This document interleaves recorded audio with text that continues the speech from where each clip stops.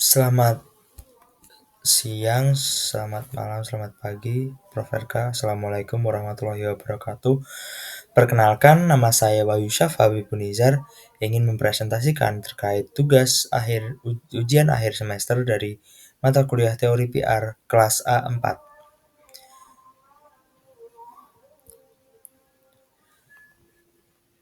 Soal yang pertama adalah asumsi dasar teori framing dalam public relation.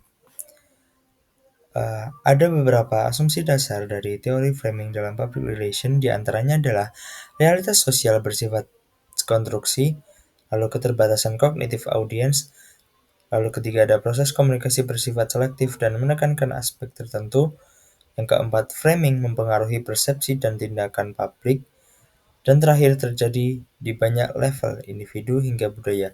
Yang pertama, realitas sosial bersifat terkonstruksi adalah realitas tidak objektif, melainkan dikonstruksi melalui pilihan aspek tertentu yang disorot untuk membentuk media sosial.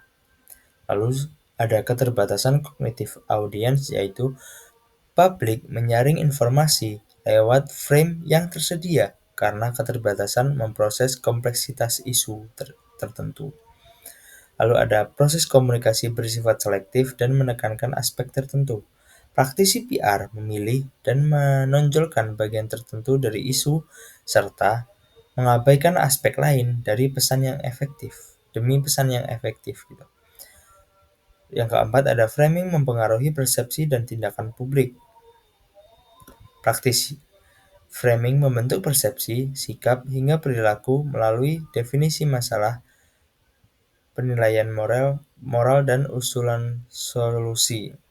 Yang terakhir terjadi di banyak level individu hingga budaya. Framing berlangsung di tingkat individu, organisasi, dan sosial, dipengaruhi oleh struktur pesan, tema, hingga norma budaya bersama. Lalu selanjutnya ada nomor 2, yaitu penerapan teori framing public relation. Lalu untuk dalam penelitian, penerapan teori framing ini dapat membantu kita untuk diantaranya itu ada analisis isi, yaitu identifikasi elemen framing dalam teks atau media, metafora, narasi, dan visual. Yang kedua ada survei dan eksperimen. Nanti bisa uji pengaruh framing terhadap persepsi atau sikap audiens. Yang ketiga ada studi kasus, analisis mendalam, framing dalam krisis atau kampanye PR yang nyata. Dan yang terakhir ada analisis tematik atau naratif. Dan kedua ada penerapan teori framing dalam public relation dalam praktisi atau praktik. Yang pertama ada pesan strategis, menyusun narasi yang efektif sesuai tujuan komunikasi organisasi. Yang kedua ada manajemen krisis, bingkai isu untuk kontrol persepsi dan minimalkan kerusakan reputasi. Dan yang ketiga ada reputasi dan citra, bangun image positif melalui narasi konsisten. Lalu ada kampanye sosial dan ada hubungan media. Selanjutnya ada asumsi dasar teori image restoration. Yang pertama asumsinya ada ancaman citra muncul saat ada persepsi salah. Reputasi terganggu ketika publik menganggap organisasi melakukan kesalahan resi atau persepsi. Dan yang kedua ada reputasi adalah aset strategis. Citra positif mempengaruhi kepercayaan dan dukungan. Kerusakan citra bisa berdampak luas. Yang ketiga ada respons komunikatif mempengaruhi persepsi. Strategi komunikasi itu yang terencana mampu memperbaiki persepsi publik dan memulihkan reputasi. Ada keempat yaitu respons harus fleksibel dan kontekstual. Terdapat 5 strategi utama: penyekalan, pengalihan tanggung jawab, pengurangan dampak, tindakan kolektif, dan permintaan. Yang terakhir ada efektivitas bergantung pada konteks dan persepsi audiens. Situasi kritik, kredibilitas perilaku, dan sejarah organisasi sangat menentukan keberhasilan strategi pemulihan. Nah, yang terakhir ada citra bukan sekedar persepsi, tetapi aset yang harus dijaga melalui komunikasi strategis. Ini mengacu pada asumsi nomor 2. Itu. Jadi bukan hanya sekedar persepsi, namun citra adalah suatu aset. Adapun selanjutnya yaitu penerapan teori image restoration Benoit dalam penelitian dan praktik PR. Seperti yang pernah disebutkan di nomor 2 tadi, ada penerapan dalam penelitian juga penerapan dalam praktisi PR atau praktik. Yang pertama itu ada penelitian. Itu bisa membantu kita, teori ini bisa membantu kita melalui analisis isi, mungkin bisa identifikasi strategi PR dari pernyataan resmi, teori identifikasi strategi image restoration ini dari pernyataan resmi, lalu ada studi kasusnya itu kajian mendalam respons organisasi atau krisis. Lalu ada survei dan eksperimen, ukur efektivitas sejauh mana strategi image restoration terhadap persepsi publik. Yaitu yang terakhir ada analisis wacana, telusuri narasi, dan framing dalam membentuk persepsi. Yang dalam praktik PR ada 4 juga. Yang pertama ada analisis ancaman, evaluasi jenis krisis dan persepsi publik. Yang kedua ada pemilihan strategi, gunakan strategi image restoration seperti denial, evasion, reduce offensiveness, corrective action, dan mortification. Yang ketiga ada penyusunan dan diseminasi pesan. Sampaikan pesan melalui kanal media yang tepat dan konsisten. Yang terakhir yaitu evaluasi respons publik. Pantau dan sesuaikan strategi berdasarkan umpan balik publik atau media. Selanjutnya, ada makna informasi menurut teori Shannon dan Weaver. Implikasinya. Nah, sebelum itu, ada pun definisi dari informasi itu sendiri. Menurut Shannon and Weaver, informasi adalah pengurangan ketidakpastian uncertainty dalam proses komunikasi. Informasi diukur secara kuantitatif dalam bit dan bersifat teknis, tidak tergantung pada kebenaran dan makna pesan. Ciri informasi adalah bersifat probabilistik, semakin tak terduga semakin tinggi nilainya. Lalu ada mengurangi entropi, kerandoman, lalu fokus pada efisiensi transmisi bukan makna pesan. Beda informasi dengan berita. Informasi itu netral, belum tentu bermakna, dan tidak harus benar. Lalu ada berita. Berita harus terverifikasi, relevan, memiliki nilai jurnalistik, kebenaran, kebaruan, dan signifikan. Lalu ada pun hoax dalam teori informasi. Hoax itu merupakan sebuah informasi tanpa mengurangi ketidakpastian meskipun salah. Dan hoax itu bukan termasuk berita. Berita itu karena hoax itu tidak memenuhi syarat kebenaran dan verifikasi. Jadi intinya itu apakah hoax termasuk informasi? Ya, hoax itu termasuk informasi, tapi hoax itu tidak memenuhi syarat dari berita itu sendiri.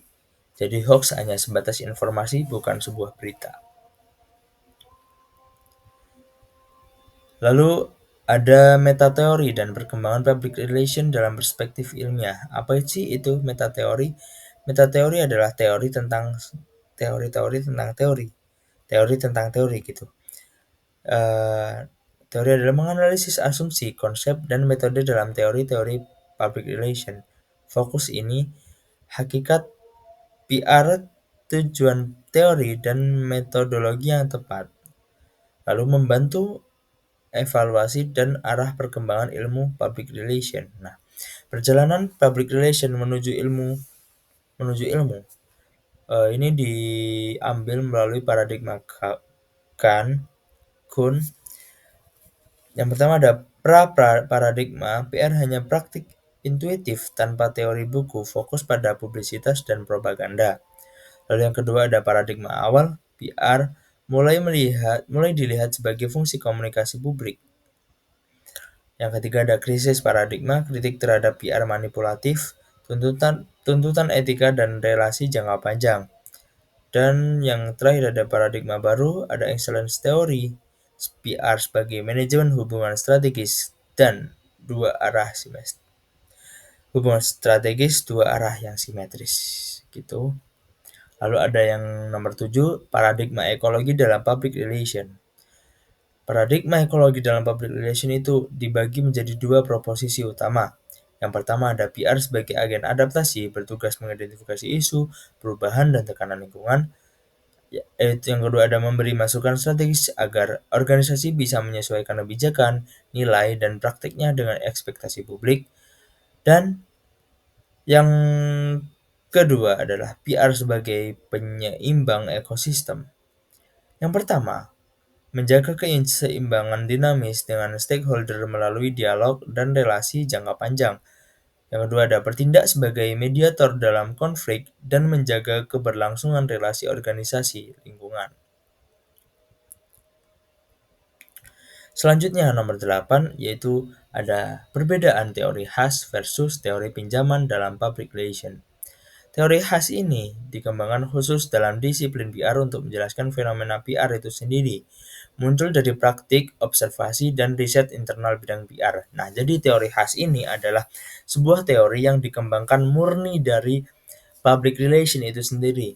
Dikembangkan melalui eh, pembelajaran atau penelitian tentang fokus studi dari public relation itu sendiri, dari disiplin ilmu ini.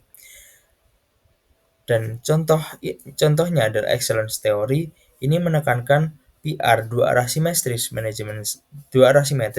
manajemen strategis dan tanggung jawab sosial. Nah, adapun dari teori pinjaman atau borrowed exogenous theory, maksudnya adalah diadaptasi dari disiplin ilmu lain seperti psikologi, sosiologi, dan komunikasi massa dan lain-lain. Jadi untuk teori pinjaman ini bukan murni dari public relation yang dikembangkan sendiri, namun teori ini meminjam dari teori disiplin ilmu lain untuk dikembangkan menjadi teori public relation itu sendiri. Nah, memperkaya pendekatan PR. Tujuannya adalah memperkaya pendekatan public relation secara interdisipliner. Contohnya adalah attribution theory, yaitu menjelaskan bagaimana publik memberi atribusi atau atas krisis digunakan dalam strategi respon krisis PR. Dan yang terakhir adalah kategorisasi teori public relation menurut buku Prof. Rahmat Kriantono. Yang pertama, PR sebagai alat komunikasi dan persuasi. Fokus ini adalah efektivitas pesan dan pengaruh publik. Contoh, Four Models of PR dan agenda setting teori. Yang kedua ada PR sebagai fungsi manajemen strategis. Fokusnya adalah hubungan jangka panjang dan nilai bersama. Contohnya excellence theory, systems theory. Yang ketiga ada PR dalam manajemen isu dan krisis. Fokusnya adalah respons terhadap ancaman reputasi. Contohnya image restoration theory. Dan yang kedua ada SCCT comms. Yang keempat ada PR dalam perspektif kritis dan sosial. Fokusnya adalah etika, kekuasaan, dan legitimasi sosial. Contoh, legitimasi teori. Contoh lain, critical PR teori. Dan pendapat terkait kategorisasi ini adalah setuju karena pembagian ini dapat mempermudah kita untuk pemahaman dan pengaplikasian dari PR itu sendiri. Lalu karena komprehensif dan logis, lalu karena mencerminkan evolusi keilmuan PR, dan bisa adaptif terhadap perspektif lokal. Dan yang terakhir adalah relevan dengan praktik public relations modern. Mungkin itu saja dari saya, Bayu Syafa Bubunizar, terkait penjelasan dari soal ujian akhir semester teori PR kelas A4 mata kuliah yang diampu oleh Prof. Rahmat Kriantono. Saya mengucapkan terima kasih. Mohon maaf kalau ada kekurangan. Terima kasih. Wassalamualaikum warahmatullahi wabarakatuh.